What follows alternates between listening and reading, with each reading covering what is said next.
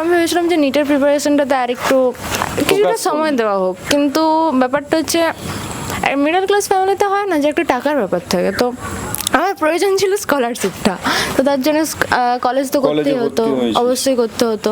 তো এরপর আর কোনো দিকটা সামলাতে পারছি না, কলেজের দিকটাতেই চলে যাচ্ছি, বাট আমি ম্যানেজ করতে পারছি না। ম্যানেজটা যদি আপনি একটু বলেন, মানে ম্যানেজ করার বিষয়টা খুব ক্লিয়ার।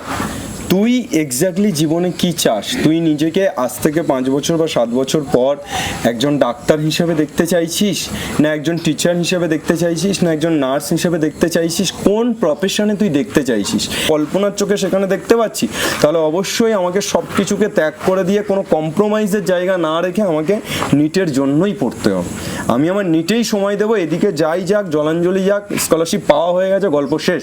তবে যদি মনে হয় যে না, আমি নিট ছেড়ে, নিটে যেহেতু অনেক কম্পিটিশান, এখন সময় লাগতে পারে, অনেকটা পিছিয়ে আছি, আমি আমার নিজের উপর কনফিডেন্স পাচ্ছি না, তাহলে আমি কলেজটা ভালো করে করবো। বুঝতে পারলি? এটা একদম ক্লিয়ার।